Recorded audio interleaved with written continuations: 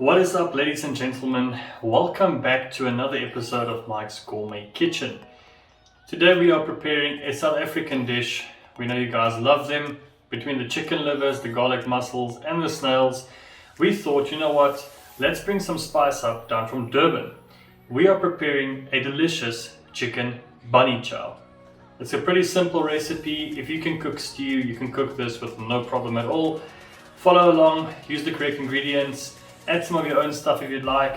It'll bring some more flavor to life. What I found out about this dish was pretty awesome. I thought we always call it a bunny chow, but the word bunny actually comes from the Indian word banya, which were the traders, known as the trader people who used to trade this bunny chows as street food. So that's a bit of history right there. I don't know if it's too correct. Someone can correct me in the comments if they want. But yeah, that's it. With that being said, I hope you guys enjoy the video. If you do, drop a like down below, comment and subscribe, and let's get cooking.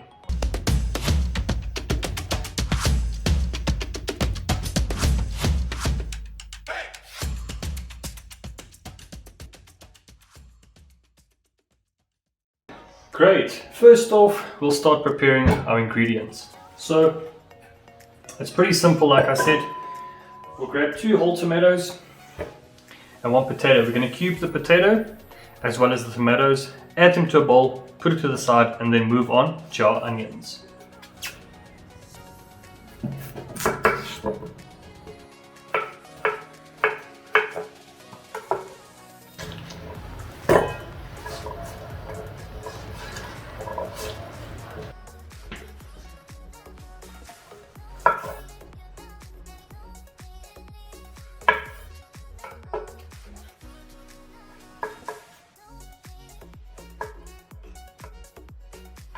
Okay, potatoes, tomatoes, all done.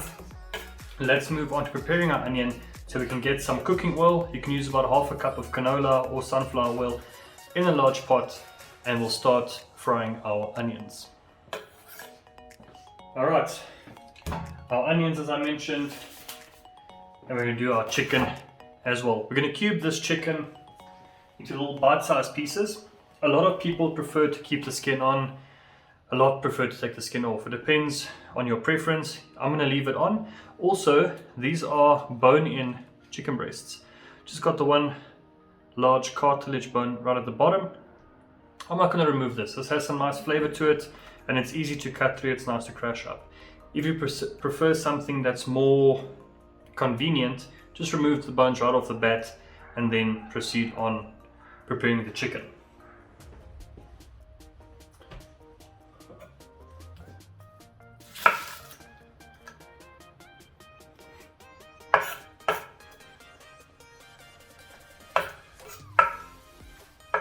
Perfect. We'll move it into the side. Let's start with our chicken.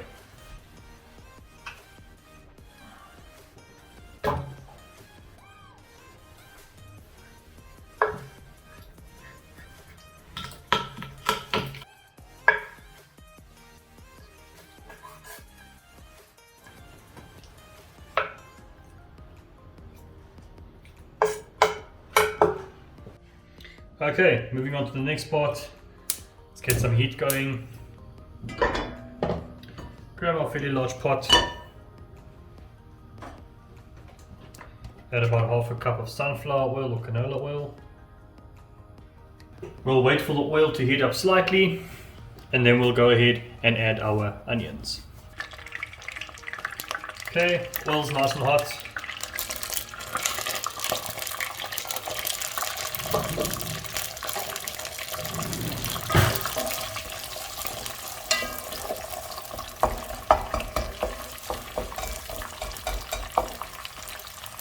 So, a thing to remember when you're cooking curries or any dish basically, whether it's Asian or Western, any type of food, if you are applying a rub or something directly to the meat, always add your spices in first.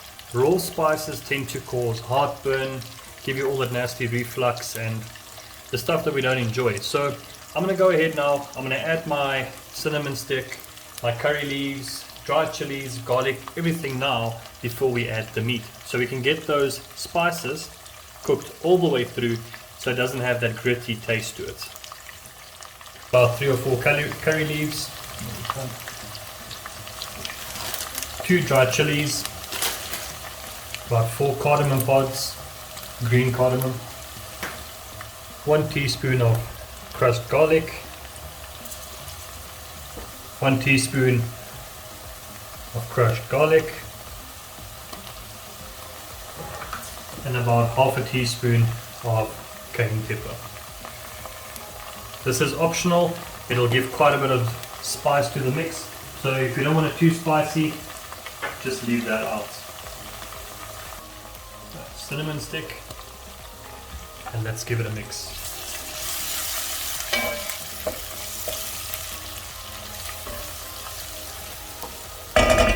Okay, our base ingredients are in.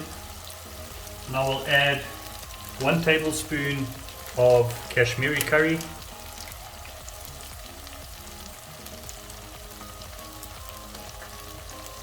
you can vary this out depending on how spicy you want. I add about 1 to 2 tablespoons and then top it off with another teaspoon of some smoked paprika. And now let's mix.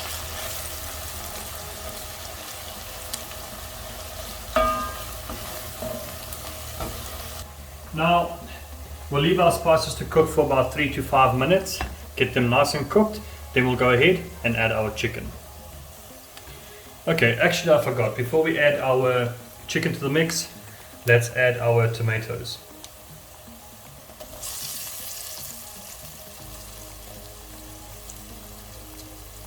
I want to add the tomatoes beforehand so they don't become stringy if we just add them all together.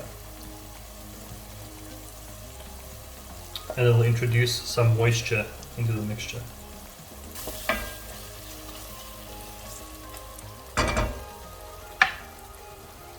Okay, we'll let the tomatoes cook down for about 2 minutes and then add our chicken.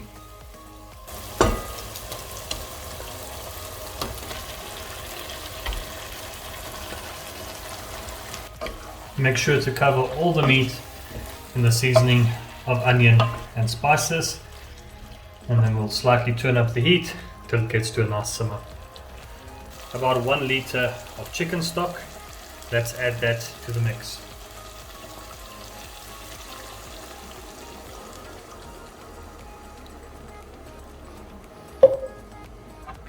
Give it a slight stir.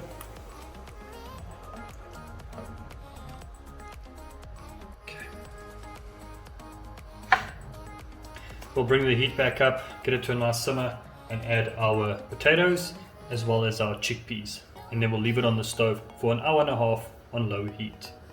Okay, we got the mixture up to a boil. Oh, the heat's going beautifully. Let's go ahead now and add our potatoes, which we cut earlier, as well as our can of chickpeas.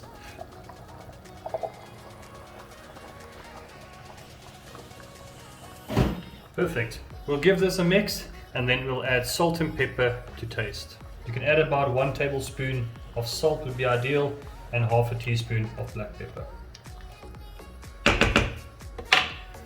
Now we'll leave the mixture on the stove for 1.5 hours, and then we'll come back later and prepare our bread for our bunnies.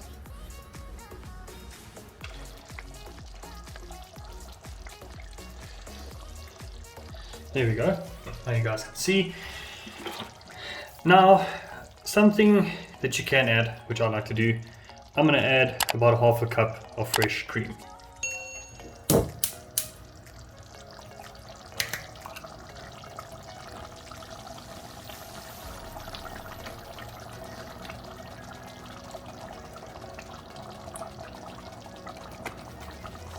Reduce the heat to a simmer and let the sauce thicken up quite a bit. Okay, perfect. Our chicken is all done. So to make our bunnies, got this beautiful loaf of bread here. 1 full loaf. When you use the ends, This is a pretty small bread. It's about 600 grams. This one's I'm just going to cut in half. If you have a bit of a bigger bread, you can just cut out the midsection and use it as a filling or something. But yeah, let's go ahead and do that.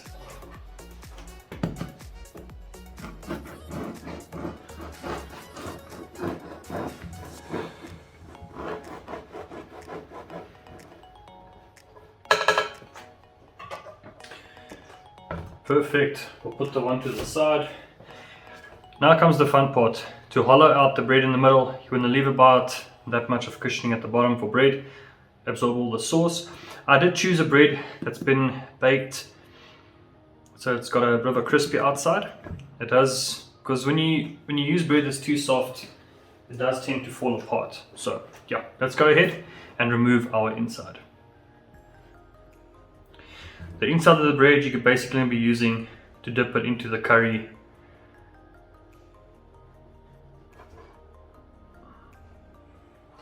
Great. Perfect. There we go. So it's not an exact science, just to make it look nice. We left about that much at the bottom. This we're going to be using to dip into the sauce. So let's clean all of this up and start dishing our delicious chicken curry.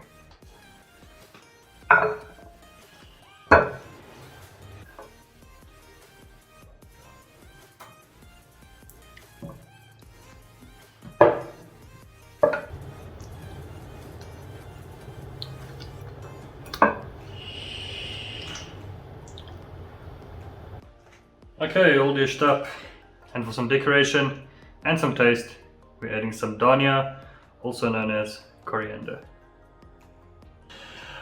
And now for the last part of the video, actually the best part.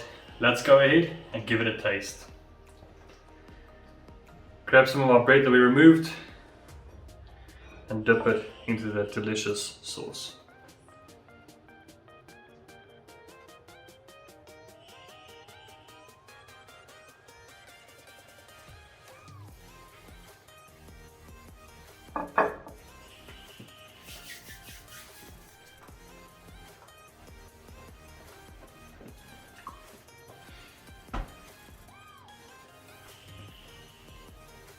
That chicken curry is absolutely delicious. I hope you guys enjoyed the video. If you did, drop a like down below, comment and subscribe, and give us some suggestions on future content you'd like to see. But that's it for now. I'll see you in the next one. Cheers.